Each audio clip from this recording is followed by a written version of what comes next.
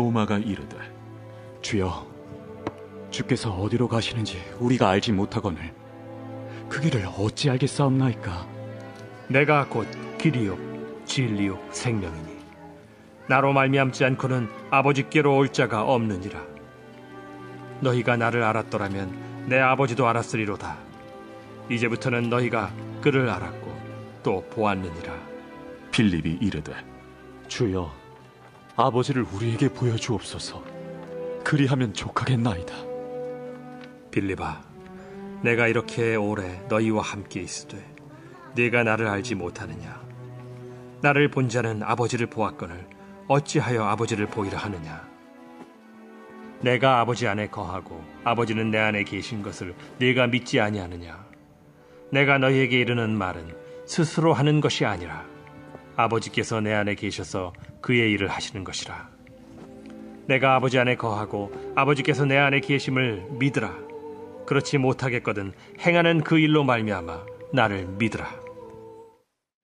우리는 지난주에 신앙에 있어서 가장 중요한 핵심, 바로 하나님을 아는 것이다를 배웠습니다. 제가 기억하기로는 우리 허브교회를 처음 시작했을 때 그 첫 해의 목표를 표를 하나님을 알자 이렇게 정했습니다. 그만큼 신앙에 있어서 절대적이기 때문이죠. 우리는 지난주 본문 그리고 오늘 본문에서 빌립이라는 제자, 그렇죠? 빌립은 예수님과 3년 동안 함께 했습니다. 근데 3년이 어떻게 보면 길고 어떻게 보면 길지 않은데 예수님은 빌립에게 이렇게 말씀하셨어. 내가 너희와 그렇게 오래 있었는데. 이 얘기가 무슨 얘기냐면 3년 동안 매일 같이 있었다는 거예요. 그렇게 길 수밖에 없는 거죠. 매일 같이 있었어요. 빌립은 예수님을 매일 같이 최측근으로 있으면서 예수님의 모든 가르침을 들었고 또 예수님이 행하는 모든 기적을 봤고 또 심지어 본인이 예수님의 사역에 동참까지 했던 사람입니다. 그런데도 빌립은 아직도 예수님을 잘 모르고 있었다는 것이죠.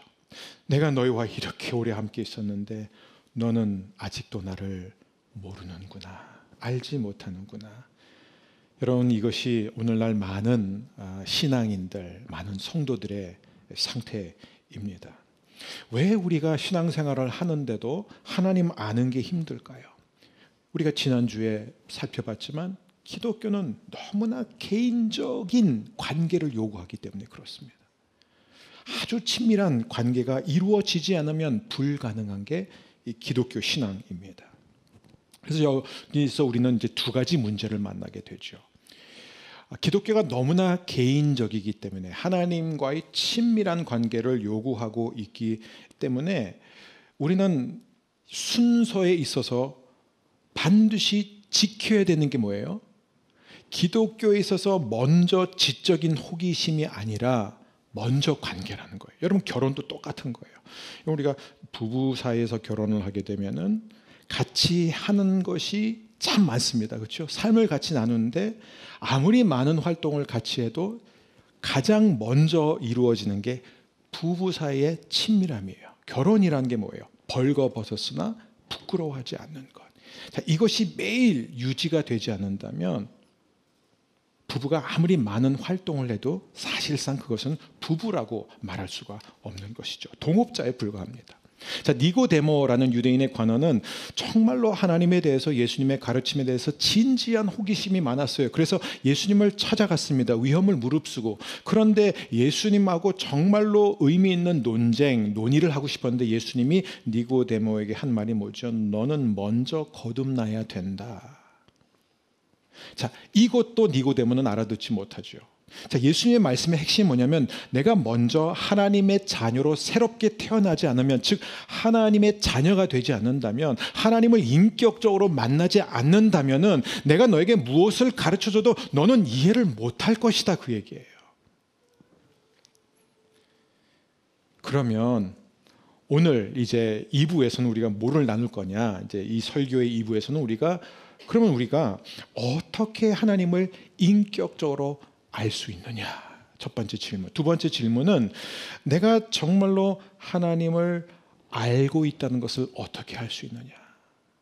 나는 그냥 하나님에 대해 알고 있으면서 신앙생활 하는가, 빌립처럼, 많은 사람들처럼, 아니면 나는 정말 하나님을 알아가고 있는 것인가? 이 두 가지 질문 중심으로 간단하게 말씀을 나누고자 합니다. 자, 물론 우리가 예수님을 알려면요, 알고 싶은 마음이 있어야 됩니다. 성경을 읽을 때 주님을 알기 원합니다. 주님을 보기 원합니다. 주님의 뜻이 무엇인지 알고 싶습니다라는 이 간절한 마음이 없으면 우리는 주님을 만날 수 없습니다.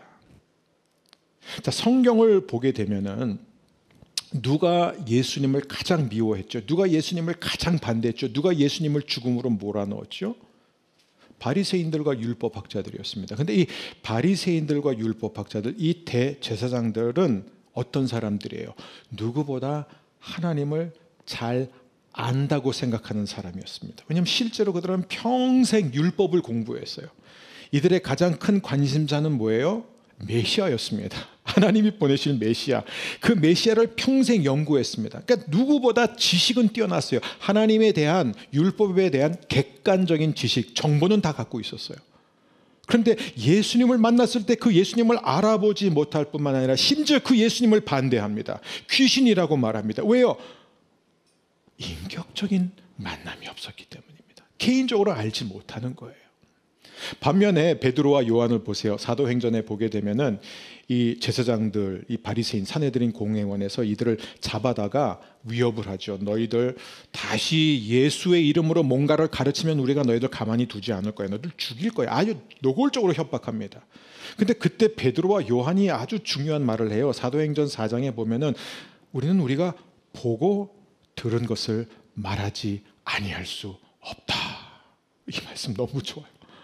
아니, 내가 봤는데, 내가 들었는데, 내가 예수님을 만났는데 어떻게 모른 척할 수 있느냐, 어떻게 그분에 대해서 말을 안 할 수 있느냐라고 대답합니다. 이게 바로 뭐예요? 개인적 알미예요. 인격적 알입니다. 자, 우리가 성경이 이해되지 않는다면 성경을 읽다 보면 이건 내가 진짜 다른 건 몰라도 이거는 내가 못 받아들이겠어, 이건 납득이 안 돼라고 할 때 여러분, 우리가 진지하게 던져야 할 질문이 뭐냐면, 내가 이걸 정말 지적으로 궁금해하는 어떤 호기심 때문에 그런 것일까, 아니면 아직도 내가 개인적으로 하나님을 만나지 않았기 때문인가, 이걸 구별해야 됩니다.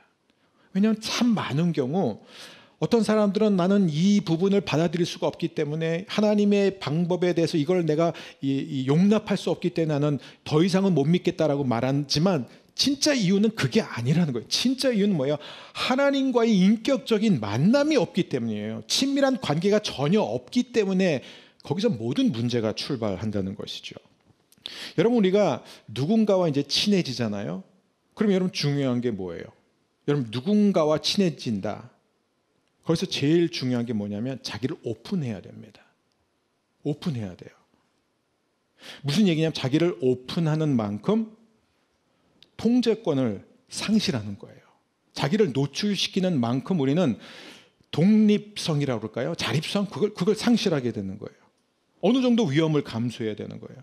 제가 우리 막내 때문에 늘 힘들었던 게 뭐냐면, 이 막내는요, 만나는 사람마다 처음 가보는 어떤 건물의 엘리베이터를 타도 사람들이 다 있는데 갑자기 우리 아빠 목사님이에요, 허복교회 목사님이에요, 이런 걸 자꾸 얘기해요. 우리 아빠 몇 살이에요, 이걸 막 얘기해요. 그래서 재원아, 그런 얘기 하는 거 아니야? 지금 그건 가까운 사람하고 얘기하는 거지, 왜 모르는 사람들, 물어보지도 않는 사람들에 그런 얘기를 해?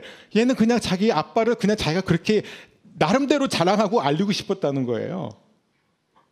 지나가는데 얘는 막, 전에는 그래서 막 아무도, 교인들 지나가는데 제가 목사님 딸이에요, 괜히 자기가 먼저 얘기해. 저희 아빠가 김주환 목사님이에요. 막 사람들 그래, 알았어, 그래, 또 뭐 이렇게 관계가 형성되는 게 아니라는 것이에요. 예. 여러분, 한번 볼까요? 자, 첫 번째 문제는 아까 이제 지난주에 이어서 제가 오늘 정리했지만, 이 우선순위, 이걸 절대로 우리가 바꿀 수 없어요. 하나님을 내가 먼저 개인적으로 만나고 그분을 개인적으로 알지 않는 상태에서는 우리가 뭘 해도 다 소용이 없다는 거예요. 빌립처럼 되는 거예요. 다 할 수 있어요. 말씀도 배우고 설교도 듣고 어느 정도 행할 수도 있어요. 예배도 드릴 수 있어요. 그러나 우리는 하나님 알지 못하는 거예요. 자, 근데 이 두 번째 문제는 뭐냐면은 바로 여기 있어요. 자, 기독교는 너무나 개인적인 이 관계를 요구하기 때문에 사람들이 불편해하는 이유가 뭐죠? 왜냐하면 예수님의 이 가르침이 보면 너무 배타적이에요. 제가 늘 만나는 사람들이 하는 불평이 뭐냐면 왜 기독교는 이렇게 배타적이냐 이거예요. 왜 이렇게 뭐라 그래요, 그거를 갑자기 생각이 안 나네. 막 독단적이다 이거예요. 아니 그러니까 좀 이렇게 기독교의 가르침이 다 좋고 예수님의 가르침도 다 좋은데 왜 자기만 길이고 자기만 진리고 자기만 생명이고 자기를 통하지 않으면 다 지옥 간다. 왜 이렇게 말도 안 되는 무서운 말을 하느냐. 난 거기에서 걸린다 이렇게 말합니다. 자, 그게 문제예요. 자, 기독교는 바로 이 예수님이라는 인격, 하나님이라는 인격체와의 이 만남에서 출발하기 때문에 이것이 이루어지지 않으면 예수님의 모든 말씀이 우리한테는 다 거슬리는 거예요. 너무 독단적으로 다가와요. 너무 배타적으로. 그게 사랑이 아니라 그게 정말 사람을 무시하고 너무나 무시무시한 그런 하나님으로 다가온다는 것이죠. 여러분, 모든 가까운 관계의 특징이 뭔지 아세요? 배타적이에요. 배타적이에요. 정말로 자기 아내를 사랑하는 사람한테 우리가 뭐라고 했죠? 나에게는 오직 당신이야 라고 말하지 나에게는 오직 당신과 그녀와 저 분이야 이렇게 말하지 않아요. 그건 절대로 그거는 사랑이 될 수가 없어요. 그죠? 한 여자예요. 그게 사랑이에요. 부부 오직 당신이에요. 이 배타적인 것을 우리는 이해해야 됩니다. 자, 그런데 문제는 뭐냐면은 우리가 인격적인 관계, 친밀한 관계를 맺게 되는 순간 우리는 이 통제권을 상실한다는 거예요. 여러분, 요즘 기사들 이렇게 보면은 자주 등장하는 게 뭐냐면 또 어제도 아마 그런 기사가 비슷한 기사가 있는데 사람들이 결혼을 안 한다는 거예요. 결혼을 꺼려 한다는 거죠. 그죠? 특별히 이제 여성들이 더 많이 그래요. 이게 뭐냐면 부모님을 봤는데 부모님이 평생 불안하게 살다가 황혼이혼까지 하는 거 보면서 뭐하러 결혼하냐? 굳이 결혼할 필요가 있냐? 그냥 혼자 살겠다. 그래서 사람들이 결혼을 꺼려하는 이유, 그리고 결혼을 했는데도 행복하지 않은 이유, 그리고 결혼해서 20년, 30년, 40년을 살고 나서 결국 황혼 이혼을 결정하는 이유가 무엇인지 아세요? 여러분, 자기 자신을 오픈하지 않기 때문이에요. 그러니까 결혼을 했지만 여전히 내 독립성, 내 자립심을 버리고 싶지 않은 거예요. 여전히 내가 내 삶의 통제권을 쥐고 있고 싶은 거예요. 내가 내 삶의 주인이 되고 싶은 거예요. 여러분, 이것이 바로 죄의 가장 근본적인 것이에요. 나를 버리고 싶지 않은 것입니다. 여러분, 그러나 여러분이 만일 어떤 통제권, 자주권을 잃기 싫다면은 결혼만 안 해서 되는 게 아니에요.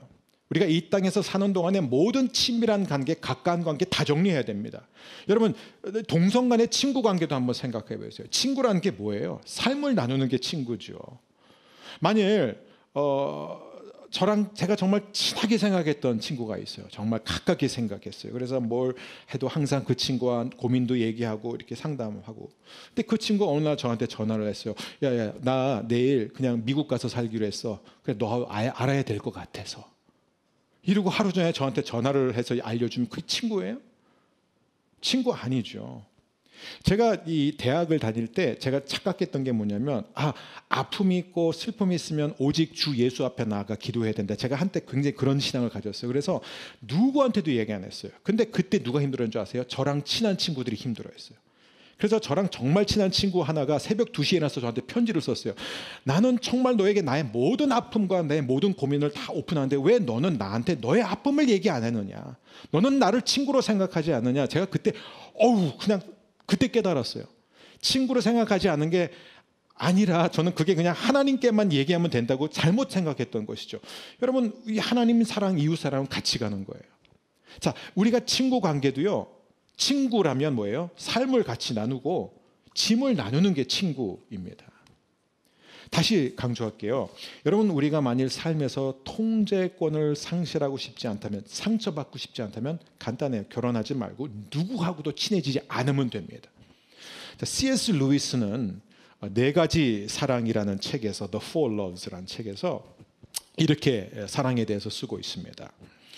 사랑한다는 것은 상처받을 수 있는 위험에 자신을 노출시키는 행위입니다.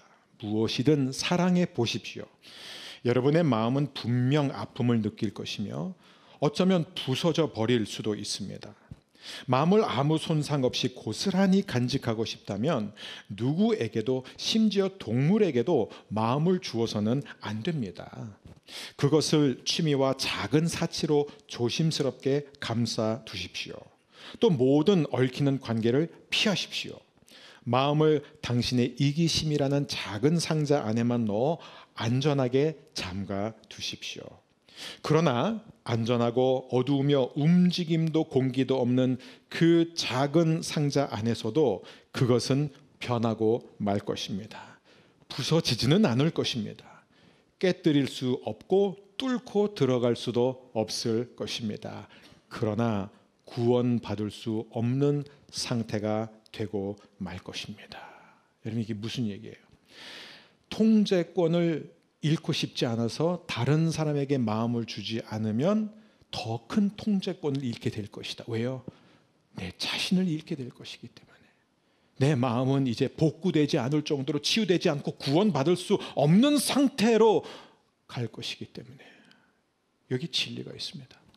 여러분, 우리가 죄를 지은 인간과도 가까운 관계를 맺게 되는 순간 통제권을 상실하게 되는데, 그런데 우주 만물을 창조하신 그 크신, 그 높으신 하나님과 관계를 맺을 때 어떻게 통제권을 상실하지 않을 수 있습니까? 우리는 모든 통제권을 잃게 됩니다. 자, 예수님이 말씀하십니다. 내가 곧 길이요 진리요 생명이다. 여러분, 이 한마디 한마디 볼까요? 내가 곧 길이다 이거예요. 내가 길이야. 여러 길 가운데 하나가 아니야. 내가 그 길을 향해 너에게 보여주는 자다 이렇게 말씀하니 내가 길이다. 왜요? 예수님이 바로 인격체이기 때문에 그래요. 기독교는 뭐예요? 하나님과의 만남이에요. 하나님과 하나 되어가는 거예요. 예수님을 닮아가는 것입니다. 그렇기 때문에 예수님 외에는 방법이 없다는 것이에요. 여러분, 라우디게아 교회를 우리 어제 계시록에서 함께 봤습니다. 이 라우디게아 교회 특징이 예수님이 보라 내가 문 밖에 서서 두드리로니. 자, 이 문의 특징이 뭐예요? 우리가 두 개의 유명한 명화를 봤지만 여기 이 성화를 보게 되면 손잡이가 밖에 없어요. 안에 있어요. 즉 여러분, 기독교의 특징은 무엇이냐면은 다른 모든 종교와 다른 가장 큰 차이점은 뭐냐면 기독교는 인간이 하나님을 찾는 게 아니라 하나님이 인간을 찾는 거예요. 절대로 인간은 하나님 찾을 수 없습니다. 하나님이, 그래서 기독교는 계시의 종교예요. 하나님이 우리에게 자신을 나타내신 거예요. 알려주신 거예요. 누구를 통해서? 예수님을 통해서. 그 예수님이 지금 우리 각자의 마음, 우리의 삶의 문 앞에 와서 두드리십니다. 근데 그 예수님은요, 막 파고 들어오는 분이 아니에요. 문을 쳐부시고 들어오는 분이 아니라는 거예요. 왜냐하면 예수님은 인격이시기 때문에 그 관계 속성을 아세요. 안에서부터 열어야 돼요. 문은. 손잡이가 그래서 안에 있는 거예요. 내가 문을 열지 않으면, 누구든지 내 음성을 듣고 문을 열면 내가 그에게로 들어가겠다고 그랬어요. 문 안 열면 내가 부시고 들어간다가 아니에요. 누구든지 내 음성을 듣고 문을 열면 내가 그에게로 들어가서 그와 더불어 먹고 마실 것이다. 여러분, 저는 제 아내를 제가 미국에서 그 유학생 목회 사역을 할 때 예배 때 끝나고 아내를 주차장에서 만났어요. 그래서 예배 시간에는 사람들이 많이 있으니까 누가 누군지 모르다가 이제 주차장에서 눈이 마주친 순간 저는 알았어요. 이 사람이다. 어떻게 알았냐? 저는 그런 적이 없었기 때문에 그냥 알았어요. 근데 제 아내는 조금 둔해서 조금 시간이 걸렸지만 알았어요. 근데 만약에 제가 그 주차장에서 아내와 눈 마주친 순간 이 사람이다라는 확신을 가진 순간 그 팔을 붙잡고 일로 와봐. 나 당신 좀 알고 싶어. 라고 한다면 그럼 됩니까? 그렇게 사람을 알아가는 거예요? 그렇게 안 되죠. 사람을 알아가기 위해서는 상대방도 나를 알길 원해야 되고 그 안에서부터 문이 열려야 돼요. 문은 안에서 여는 거지 밖에서 여는 게 아닙니다. 축구를 굉장히 좋아하는 축구광이 있어요. 그런데 맨날 그냥 만나기만 하면 축구 얘기밖에 안 해요. 그래서 이 축구를 좋아하는 남자가 축구의 축제도 모르는 음악을 좋아하는 여자를 만났는데 나 너 좋아해. 나 너랑 사귀고 싶어. 그러니까 너 이제부터 축구 좋아해. 알았지? 너 이제 내가 이제 너에게 이제 축구에 대한 모든 질문을 할 테니까 너 준비해. 답 알아놔야 돼. 그래야지 나를 알 수 있어. 이렇게 나오면 그런 남자는 피해야 돼요. 그렇죠? 과학을 전공한 자가 음악을 전공한 여자에게 나 당신한테 관심 있는데 당신 나 알려면은 내가 과학 입문서로 사줄 테니까 이 책 공부하고 먼저 시험을 통과하면 나랑 만날 수 있어. 이러면은 피해야 돼요, 그런 남자는. 왜냐하면 사랑이라는 거는, 관계라는 것은 내가 원하는 내 방식으로 만나는 게 아니라는 거예요. 상대방이 원하는 방식, 상대방이 안에서 문을 열어야 돼요. 그래서 하나님이 어떻게 하셨어요? 하나님인데도 문을 박차고 들어올 수 있음에도 불구하고 굳이 인간의 몸을 입고 오신 거예요. 우리가 알아들을 수 있게. 그러고도 우리 문 앞에 서서 그냥 기다리시는 거예요. 기다리시는 거예요. 왜? 안에서 열라 이거예요. 이게 관계입니다. 이게 친밀함이라는 것이죠. 사랑하는 여러분, 자, 그렇다면은 이제 중요한 게 뭐냐면 내가 정말로 하나님을 알고 있는지 어떻게 알 수 있느냐 이거예요. 여러분, 중요합니다. 나는 하나님을 아는가? 오늘 혹시 뭐 소그룹 모임을 줌으로 하신다면 꼭 이 질문을 던지세요. 나는 하나님을 알고 있는가, 아니면 하나님에 대해 알고 있는가? 이건 하늘과 땅 차이예요. 자, 하나님을 알고 있다는 것을 어떻게 알 수 있느냐, 이제 그게 중요한 질문입니다. 여러분, 예수님을 아는 것이 무엇인가는 이 빌립과의 대화에서 나옵니다. 자, 빌립은 예수님과 함께 3년 가까이 이렇게 동고동락을 했어요. 그죠? 예수님을 아는 사람이에요, 사실. 그죠? 봤잖아요. 들었잖아요. 손으로 만졌잖아요. 그런데 예수님이 빌립이 갑자기 이제 예수님한테 아버지를 보여달라고 합니다. 보여달라고 그래요. 근데 예수님의 이 답변에는 뭐냐면은 보는 것에 대한 질문에 예수님은 아는 것을 말씀하세요. 아는 것, 알다. 근데 여러분, 이 보다라는 의미를 보면 영어에서도 보면요, see라, to see something. 뭘 보잖아, I see 할 때. 근데 보통 I see 할 때는 내가 눈으로 뭘 본다라는 의미도 있지만 I see, oh, I get it, I understand. 그러니까 알겠다 이게잖아. 나 이해한다. 무슨 말인지 이제 알겠어. 그럴 때 우리가 쓰잖아요. 근데 예수님은 똑같은 거예요. 여기 이 헬라 신약 성경을 보게 되면은 보다의 두 단어가 많이 사용돼요. 하나는 블레포. 이거 뭐예요? 눈으로 보는 거예요. 눈으로 보는 거예요. 두 번째는 뭐예요? 호라오라는 단어. 호라오. 근데 이것도 역시 보다예요. 근데 이것은 어떤 보는 것이냐면은 내가 눈으로 본 것을 알고 이해한다라는 거예요. 이건 전혀 다른 겁니다. 그래서 아까 그 산헤드린 공회 회원들이 이 베드로와 요한을 잡아다가 막 협박하잖아. 너 예수의 이름으로 다시 한번 뭘 가르치면 우리 가만 안 둘 거야라고 했을 때 베드로와 요한이 했던 말이 뭐냐면 우리가 보고 들은 거 할 때 보다라는 호라오를 써요. 우리가 만난 예수님, 우리가 알게 된 그 예수님에 대해서 우리는 말하지 않을 수 없다 이 얘기예요. 눈으로 봤을 뿐만 아니라 삶으로 경험했다라는 거예요. 여러분, 우리나라에도 백문이 불여일견이라는 표현이 있잖아요. 그 얘기예요. 100번 우리가 질문 던지는 것보다 내가 한 번 직접 본 것, 즉 내가 스스로 경험한 것만큼 확실한 게 없다라는 것이잖아요. 근데 여기서 예수님이 하신 말씀이, 사용하신 단어가 바로 이 호라오예요. 호라오. 알다 이거예요. 하나님을 아는 거예요. 자, 그렇다면은 오늘 이 말씀을 마무리하면서 가장 중요한 게 내가 하나님을 호라오, 내가 하나님을 마음으로 알고 이해하고 하나님을 만나고 있다는 것을 어떻게 알 수 있는가? 저는 이제 설교를 하다 보면 종종 이제 이런 성도님들로부터 피드백을 듣습니다. 목사님, 저는 오랫동안 교회를 다녔는데요, 저는 오늘 목사님 설교를 통해서 깨달았습니다. 이런 말씀을 들을 때 저는 얼마나 제가 정말 보람을 느낀 줄 몰라요. 좀 자주 해주세요. 아니 이렇게 립 서비스로 하지 말고.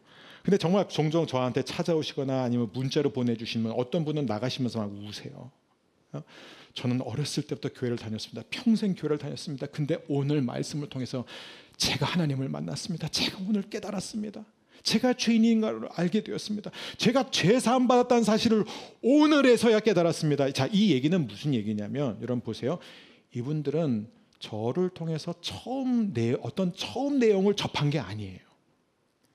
이미 오랫동안 들어왔던 내용들입니다. 우리 교회에서 들었던, 다른 교회에서 들었던, 많은 교회에서 늘 듣는 복음에 대한 얘기, 하나님의 나라에 대한 얘기예요. 죄에 대한 얘기를 늘 들었습니다. 그런데 왜 하필이면 그 순간 깨닫게 되느냐? 여러분, 이게 중요한 것이에요. 그 순간에 어떤 일이 일어나냐면 객관적인 지식이 주관적인 알므로, 즉 정보 차원, 나 알고 있었어요. 다 들어본 얘기예요. 뻔한 얘기 어떻게 보면. 그런데 그 말씀이 나한테 와닿기 시작한 거예요. 아, 이게 바로 나를 향한 하나님의 음성이구나를 깨닫게 되는 거예요. 이건 바로 성령의 역사입니다. 자, 보세요. 자, 어떤 사람, 그래서 신앙이라는 게 뭐냐? 신앙이라는 것은 오늘 그 적용 질문에 보시면 세 번째 질문에 나오지만 지성과 감성과 이 의지가 만나는 거예요. 그게 신앙입니다. 하나님이 우리를 그렇게 지으셨어요. 이 지적, 감정적, 의지적인 만남. 자, 보세요. 우리 교회도 그렇고 일반적으로 이렇게 보면은 지적인 사람들이 있습니다. 제가 뭐 장담할 수는 없지만 평균적으로 볼 때 우리 교회는 좀 지적 성향이 강한 분들이 조금 많아요. 네. 자, 지적인 이 신앙을 생활을 하는 분들의 특징이 뭐냐면 다 알아요. 그래서 힘들어. 다 알아. 모르는 게 없어요. 무슨 설교를 해도 다 알아. 이미 뭐 다 들었고, 뭐 성경도 다, 또 우리 교회 특징이 뭐였다? 성경 통독, 뭐 큐티, 또 교리에 대해서도 빡싹해요. 그래서 막 얼마나 박식하냐면요, 누구한테든지 막 설득력 있게 가르칠 수 있어요. 성경에도 뭐 아볼로라는 사람이 그런 사람이에요. 막 말하는데 너무 탁월하고 막 너무 설득력 있는 거예요. 근데 문제는 뭐냐면 그는 지식적인 신앙에 머물러 있기 때문에 그의 삶 속에는요, 어떤 뜨거운 사랑, 넘치는 기쁨, 강 같은 평화가 없다는 거예요. 그리고 그의 삶에 아무리 봐도 변화가 없어요. 그냥 어제나 오늘이나 영원토록 동일해 보이는 그런 삶을 사는 것이죠. 근데 어떤 사람은 또 감정적인 신앙이에요. 근데 저는 좀 우리 교회는 감정적인 신앙이 조금 약하지 않은가, 조금 올라와도 좋을 것 같아요. 자, 이 감정적인 신앙의 특징, 저도 이제 제가 예전에 사역했던 교회에 여러 캠퍼스가 있었어요. 근데 이제 어디서 설교하냐에 따라서 참 그 지역의 특징은 어느 정도 이렇게 반영이 되는 것 같아요. 그래서 어떤 똑같은 교회인데도 어떤 캠퍼스는 문장이 안 끝났는데 아멘 뭐 이렇게 돼요. 근데 어떤 캠퍼스는 문장이 끝난 다음에 한 1, 2초 있다가 아멘 요 정도 돼요. 그리고 어떤 캠퍼스는 10문장을 했는데도 침묵. 와, 우리 교회는 어떨까요? 주여. 이게 이 감정의 신앙은 뭐냐면 예배 드릴 때 막 열정적으로 드려요. 아니 표정에서부터 나타나요. 너무 좋은 거예요. 너무 좋아요. 그래서 막 찬양할 때 막 두 손이 올라가고 막 눈물이 나옵니다. 너무 좋아요. 근데 감정적 신앙에 머물러 있는 사람들이 있어요. 그러니까 늘 감정적으로는 신앙생활을 하는데요, 지적인 변화가 없어요. 어떤 깨우침, 깨달음이 없는 거예요. 그러니까 그의 삶에 어떤 의지적인 변화도 없는 거예요. 그렇다고 또 이제 감정이 나쁘다 이렇게 또 취해가지 않게, 아주 좋은 거예요. 필요합니다. 자, 그럼 세 번째가 뭐냐? 바로 이 의지적인 부분이에요. 의지적인 신앙생활을 하는 사람들, 이분들이 제일 무서워요. 왜냐하면 너무 엄격해요. 철저해요. 빈틈이 없어요. 예. 그리고 얼마나 경건한지 몰라요. 경건해요. 근데 문제는 뭐냐면 역시 깨달음이 없어요. 감정이 없어요. 눈물이 없어요. 설교 들을 때 늘 이렇게 들어요. 아니, 뭐 혹시 제가 그런 분 지금 보고 한 얘기 아닙니다. 또 나를 향해 얘기했다 그렇게 하지 마세요. 예. 그러니까 딱 보면 그의 삶 가운데 보면 하나님의 어떤 임재의 흔적이 별로 없어요. 아, 정말 저분은 하나님의 극적인 개입을 받으면서 살아간다라는 그런 게 없어요. 그냥 너무 철저해요. 그냥 자기 관리 잘해요. 경건 생활 다 해요. 근데 없어요. 자, 그렇다면 하나님을 아는 신앙은 무엇이냐면은 바로 이 지정의가 함께 만나는 거예요. 같이 가는 게 그게 알미예요. 그렇기 때문에 우리가 이제 내일부터 고난 주간이죠. 그럼 뭐 또 고난 주간 또 뭐 그 빤한 뭐 복음서 본문, 내가 이미 어렸을 때부터 40년 넘게 들었던 본문, 십자가 나 옛날에는 한때 그랬지만 이제는 다 아는데 뭐 내가 십자가에 대해서 모르는 게 뭐가 있어 라고 하는 그 빤한 십자가의 내용이 더 이상 정보 차원의 지식이 아니라는 거예요. 십자가를 다 알지만 그 십자가 실제로 내 안에 들어온다는 거예요. 내 지정의가 그 십자가에 의해서 영향을 받는 거예요.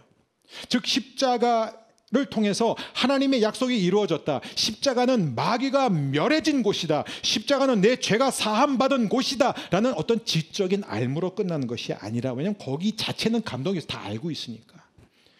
그런데 그 객관적인 지식이 이제는 정말로 주님이 나의 죄를 위해서 죽으셨다. 나는 예수님이 죽으셔야 할 만큼 많은 죄를 지은 자다. 나는 지금도 하나님 앞에 해결할 죄가 너무나 많다. 내가 보지 못하는 죄가 너무 많다라는 그 사실이 내 마음에 점점 와닿기 시작하는 거예요. 그러면서 내가 진짜로 용서를 받았구나라는 깨달음이 오면서 내 안에 있었던 나도 몰랐던 이 억누름, 이 죄책감, 이 정죄감에서 우리가 해방되는 거예요. 막 기쁨이 오는 거예요. 그래서 어쩔 줄 모르는 거예요. 그러면서 야, 예수님이 나를 위해서 이렇게까지 해주셨는데 내가 어떻게 이대로 살아갈 수 있느냐. 난 이렇게 더 이상 살 수 없다. 난 더 주님을 사랑해야 되겠다. 내가 이 주님을 더 전하면서 살아야겠다라는 의지적인 결단, 그게 바로 삶의 변화예요. 그러면서 결국 주위에 있는 사람들이 그 사람을 보면서 야, 저 사람 진짜 삶이 변했다. 여러분, 저는 개인적인 얘기지만 초등학교 3학년 때 제 나름대로 하나님을 만났어요. 그래서 제가 하나님의 종이 되겠다고 목회자로 서약을 했습니다. 그리고 그 이후로 또 바뀌지 않았어요. 그러나 제 삶이 바뀐 것, 즉 지정의가 처음으로 만난 것은 중학교 2학년 때예요. 저희 부모님 그걸 너무 생생하게 기억하세요. 그래서 저희 부모님이 제가 어렸을 때 고등학교 때나 대학 다닐 때 하셨던 얘기가 뭐냐면, 주하나 엄마 아빠는 지금 죽어도, 그리고 엄마 아빠가 하나님에 대해서 알고 있는 모든 것이 다 땅에 떨어진다고 해도 절대로 엄마 아빠가 하나님을 부인할 수 없는 이유는 너가 변한 거를 보면 네가 변한 거를 보면, 너무 철저하게 변했기 때문에, 모든 면으로 변했기 때문에 지금도 변화되고 있습니다. 이게 전부는 아니에요. 그게 진짜예요. 변화되면 사람이, 누가 제일 알아요? 배우자가 알아요. 여러분, 다른 사람들은 다 변화됐다는데 배우자가 못 느낀다? 그거는 쇼지요. 그건 쇼예요. 진짜 변화는 뭐예요? 아내가 알고 남편이 알아요. 선생님, 저희 더 이상 화 안 내요. 말투가 바뀌었어요. 굉장히 저를 품기 시작했습니다. 정말로 가정을 사랑하기 시작해요. 그렇게 좋아했던 취미 생활을 이제 줄였어요. 실제 삶의 변화예요, 이게. 그렇게 내성적이던 사람이 이제는 만나는 사람들한테 예수님을 얘기하고 다녀요. 여러분, 이게 바로 변화입니다. 사랑하는 우리 성도 여러분, 오늘 여러분과 바울의 기도로 오늘 이 말씀을 마무리하고자 합니다. 고린도후서 4장 6절. 어두운 데 빛이 빛이라 말씀하셨던 그 하나님께서 예수 그리스도의 얼굴에 있는 하나님의 영광을 아는 빛을 우리 마음에 비추셨느니라. 현대인의 성경으로 함께 읽겠습니다. 어둠 속에서 빛이라고 말씀하신 하나님이 우리 마음속에 빛을 비추셔서 그리스도의 얼굴이 나타난 하나님의 영광을 깨닫게 하셨습니다. 이 시간에 저희 기도가 바로 이 기도입니다. 하나님, 어둠 가운데 빛이 비춰라 말씀하신 그 하나님께서 이 시간에 우리의 어두운 마음 가운데 그리스도를 알게 하여 주옵소서. 하나님의 영광을 깨닫게 하여 주옵소서. 오늘 이 하나님의 빛이 여러분 가운데 비추기를 주 이름으로 축원합니다.